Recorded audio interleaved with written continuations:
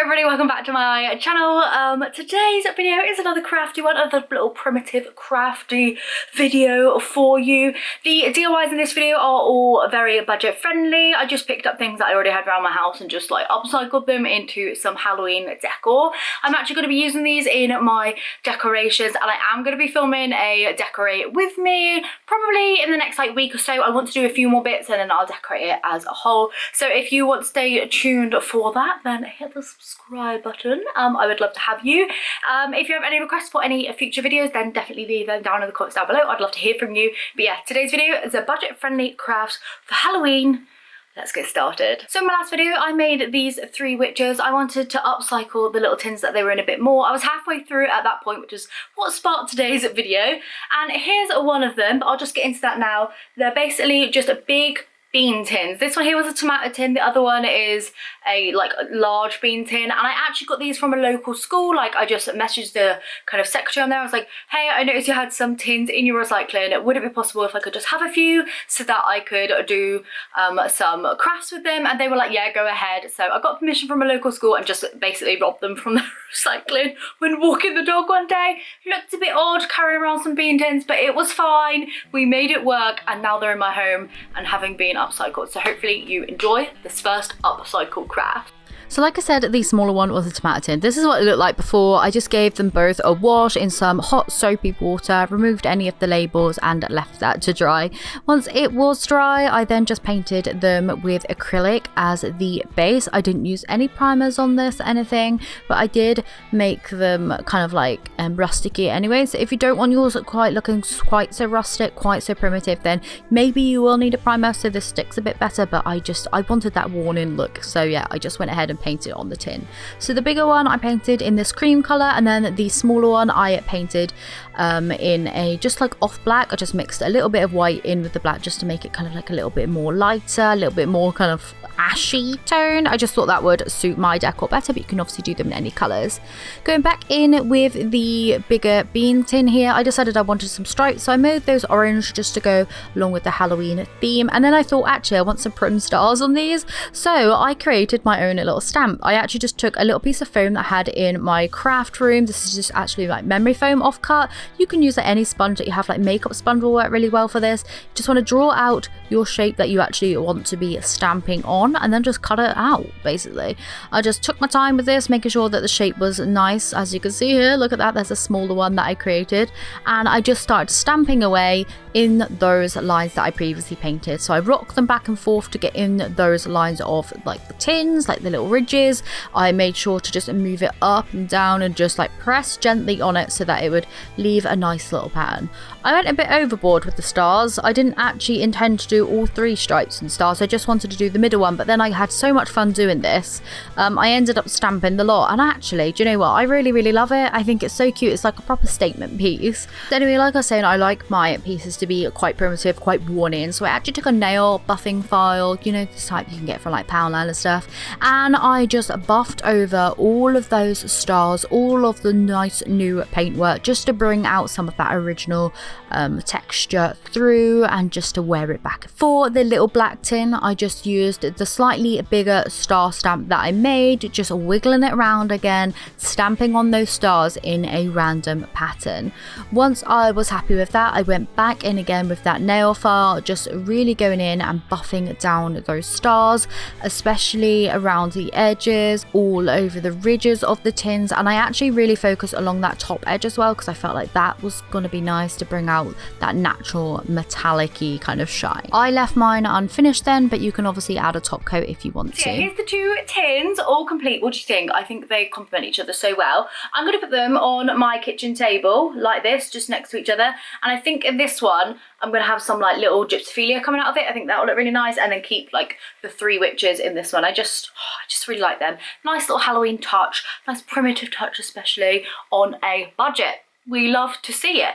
So yeah, the next craft I've got it inside of this tin are some little mini pumpkins I made out of cotton reels. So like I said, for this craft you're going to need some cotton reels. These cotton reels here I have had for so long, like I probably have another 25-30 of these, so I'm happy to put 2 to use. Anyway, for the cotton reel pumpkin little makeover, I actually just painted where the cotton would naturally sit on these in an orange shade. So I did a darker orange shade for the bigger one, as you can see here, and a slightly lighter one for the smaller pumpkin. I then took a bronze acrylic paint pen and just drew lines down that to emulate the kind of pumpkin-y texture. I did actually paint a little bit extra on the smaller one just because of the way the cotton reel was kind of like facing. Anyway, to make the stalks of the pumpkin, I actually just took some cinnamon sticks. I cut one in half and then just popped that down into the center of the spool, and then I decided to add some extra touches, aka some twine just curled up around those stalks, just to kind of like represent the kind of pumpkin-y plants. You know when they grow the plants and then they have those little swells off? Oh my goodness, so cute. If you've been to a pumpkin patch, you'll know what I'm talking about. Or if you've grown your own. I have grown my own pumpkins in the past, but that is not the point today. To make these twirls actually curly, what I did was I wrapped them around a makeup brush and used a heat gun just to kind of like secure that down into place, almost like curler my hair. Then just unwrapped it and it sort of just stayed in place, and I was like, awesome, that did the job. And then just trimmed this down so that it didn't look quite so wild, and that was basically it for these. Like, that's really easy. Here they are, look, nice and small, all done. So cute. You can put them on a little shelf on your TV unit. I think that's where I'm gonna put mine. I love the cinnamon sticks in there as well.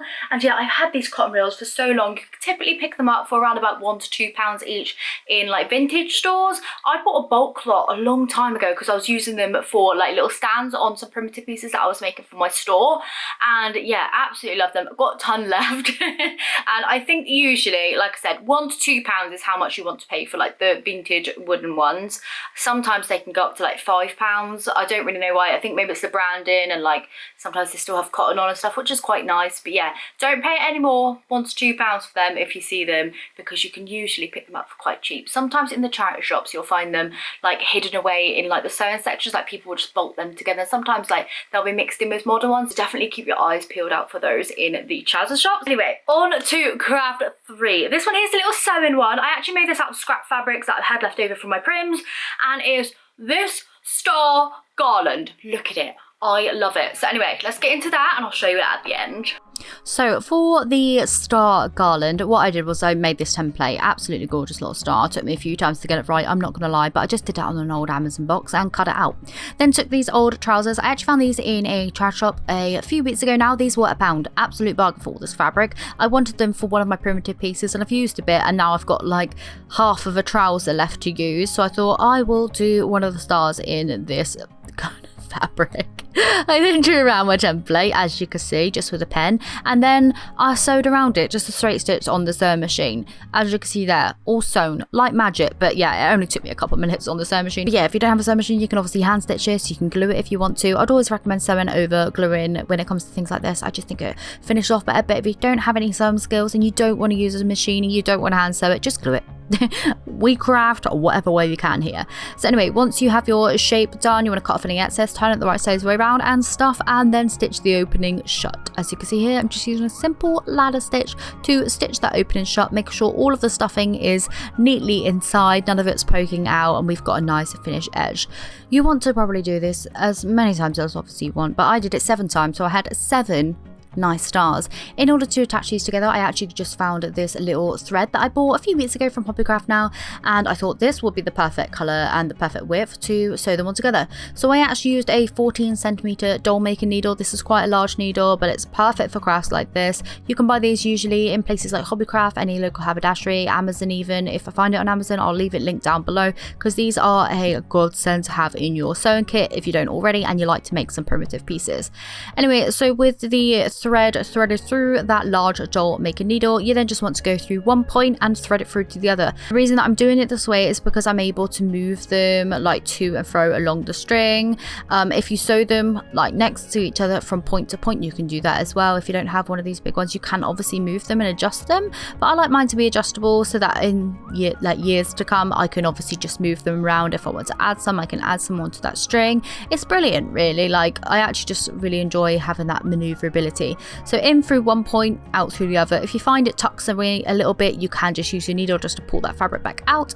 To stop mine from moving too much, I did add some knots into each of the ends just because this is exactly how long I wanted it to be. But like I said, I still wanted all that extra string there, so I left that all just for future use so I can move them around in the future to come. This is how it's turned out. Look at this. Isn't this gorgeous? I love it. We've got all sorts of textures in here. I use just cotton fabric for that one, an old shirt. This one here was some upcycled fabric. I don't know what that was from, actually. I used it on dungarees for some little guys. It's like a velvet. This one here was obviously the trousers that you saw me make. This one here was just some cotton fabric, and this one here was from some old cord trousers as well. Like, look at the texture on that. Can you see it?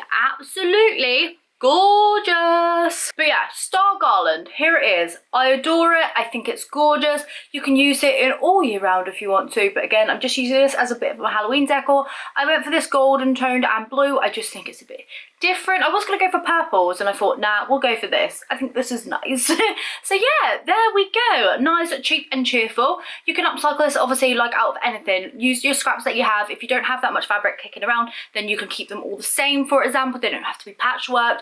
They can be like all out of one shirt, one jumper, an old pillowcase, some old sheets. Just use your imagination. See what you got in the cupboards going. See what you can do. But anyway, hopefully you have enjoyed these budget-friendly Halloween crafts. Hopefully I will catch you very soon in another video. It was lovely hanging out with you today, and I will see you very soon for another one.